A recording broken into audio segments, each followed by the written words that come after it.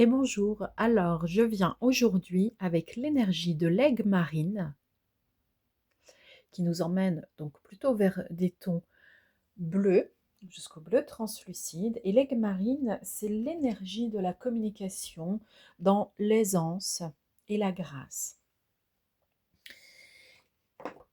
Ainsi que je l'ai déjà expliqué par ailleurs, il me semble plus naturel et opportun de me concentrer sur une représentation par photo d'un type de pierre, d'un type de cristal. Parce que de toute façon, ce que nous allons acheter sur Terre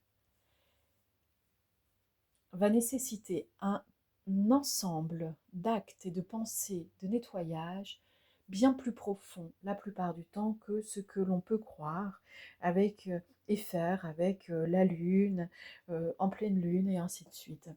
Il est nécessaire quand on veut acquérir une pierre, un cristal, de vérifier que c'est bien et bon pour soi. Être appelé, se sentir appelé, ce n'est pas suffisant. On peut en effet, au fil de la multidimensionnalité qui nous habite en tant qu'être humain spirituel sur Terre, on peut être appelé par un grand nombre de voix. Est-ce que ce sont les bonnes qui vont nous amener et nous garder en lumière? C'est à vérifier. Certains rétorqueront que même si c'était un ensemble de voix qui nous emmène dans le désastre et qui nous sort de notre astre, à un moment donné, cela nous apprendrait à revenir vers la lumière. Oui, mais à quel prix? Il y a un ensemble de cartes de façon cacophonique qui a voulu absolument arriver et qui est tombé à terre, qui a failli passer par le feu. L'épreuve du feu peut être quelque chose de signifiant chez vous. Bien sûr, dans le transgénérationnel, ici, on pourrait retrouver notamment, hélas, les marques du feu, d'une manière ou d'une autre, dans les événements familiaux. On nous parle de vérité,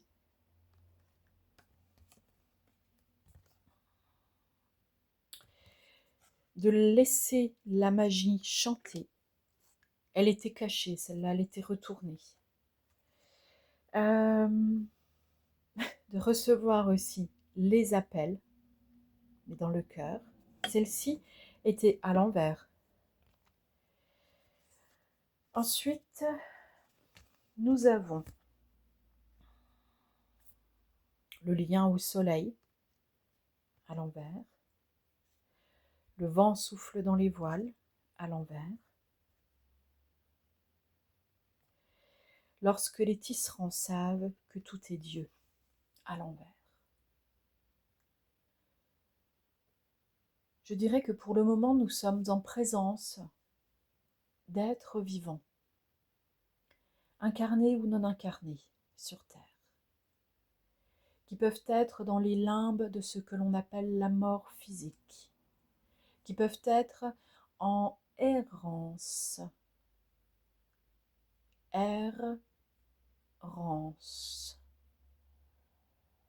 quelque chose qui manque de suavité.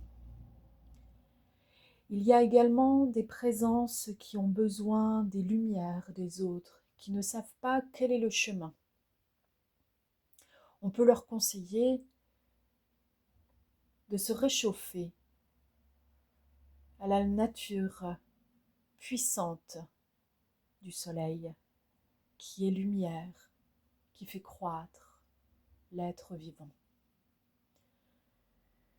Il y a des êtres qui sont en train de rejoindre d'autres royaumes, autres que terrestres. Pour certains, c'est un moment difficile, parce qu'il y a eu une décision non décisive, me dit-on. Là, c'est pour une petite partie d'entre eux. Décision non décisive, c'est leur sensation. Évidemment, chaque décision est décisive. Et un peu comme dans un livre dont vous êtes le héros et à la fin du chapitre, vous choisissez par exemple à la fin du chapitre 2 d'aller vers le chapitre 4 ou 46 et ainsi de suite, vous construisez votre chemin. Par une décision, on fait naître le chemin. De toute évidence, ici, nous sommes en présence d'êtres qui ont peur de ce qu'ils sont en train de découvrir, de la force de leur pensée, et qui ne pensaient pas, justement, que tout était possible, même le pire, même se donner une fin dans une expérience qui, somme toute, n'était pas la somme de toutes les vies possibles. Il est possible aussi que nous ayons, dans un pourcentage un peu moins élevé, des personnes qui reconnaissent que la volonté de ne plus souffrir a été une décision décisive. De toute évidence, nous sommes accompagnés d'êtres qui pourraient être appelés en perdition. Cependant, chacun dans sa source n'a pas à être en perdition et est répertorié dans un clan, dans un royaume. Chaque être est positionné dans sa propre appartenance, qu'il le sente ou pas. En revanche, on appelle notre attention sur une chose importante immédiatement. Choisir, c'est cheminer. Choisir, c'est décider d'aller sur un chemin ou un autre. Si le chemin n'est pas bon, il est possible de changer de chemin. Si le chemin s'appelle souffrance, sans but, perdition, errance, il est alors possible de réclamer le chemin de la cognition, de la foi, de la lumière, et de se positionner dans les bras de ces êtres de lumière qui vous attendent, que ce soit ailleurs ou sur terre. J'ouvre une parenthèse pour les personnes qui sont en train de faire le passage crucial de vie à trépas. Ce passage ne s'ouvre pas uniquement lorsque l'âme quitte le corps, il s'ouvrait déjà un peu avant. Vous faites l'expérience réelle et effective de la décision qui ouvre une porte, qui génère une énergie qui va venir vous chercher et contre laquelle, à un moment donné, il n'est plus possible de dire non. Vous l'avez appelé de vos voeux, que cela soit joie ou rabat-joie, vous l'avez appelé de vos voeux. Dans le contexte d'un décès, on ne peut évidemment pas revenir dans le corps. Et pourtant, il y a encore beaucoup de chemin à parcourir, d'une autre façon.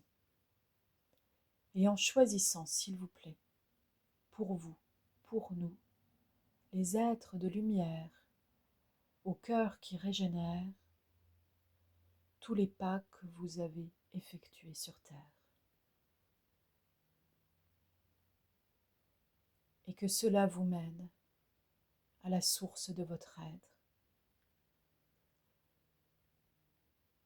Je vous aime. Nous vous aimons.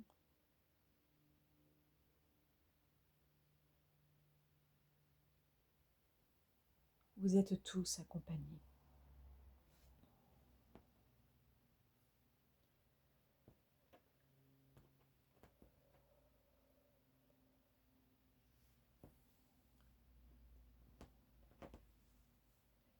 Je viens de fermer la porte de cette guidance très spéciale,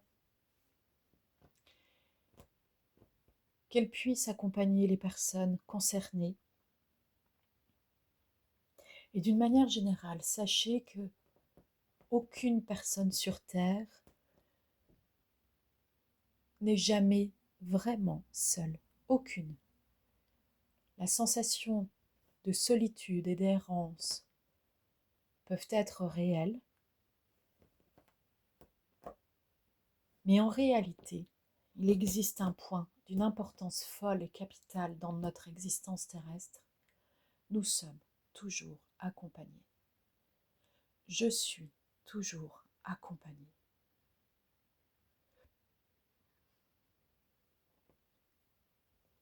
À présent, s'offre à moi un chemin peut-être variable, un chemin peut-être discutable, mais c'est un chemin qui m'appartient et que je peux mettre en lumière par la force de ma pensée. Je peux me concentrer sur ce qui fait lumière, sur ce qui illumine, et souffler de mon meilleur souffle sur les nuages noirs et gris qui voudraient tout embuer dans ma vie. Bon vent à tous nos chers amis qui en ce moment sont happés par la vague du déni, de la solitude, de la dissociation, du non-sens ou de l'impertinence de la vie. En remettant tout cela à l'endroit, dans le cœur, vous découvrirez avec bonheur que l'horreur de la situation était factice et qu'il vous reste à retrousser vos manches pour avancer, le cœur léger, sur ce nouveau chemin. Nous pensons bien à vous.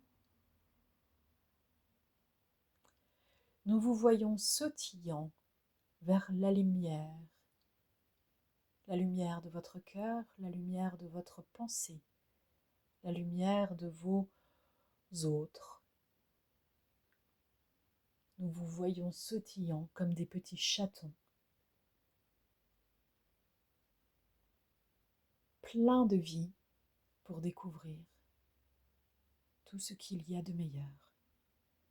À bientôt et bon voyage.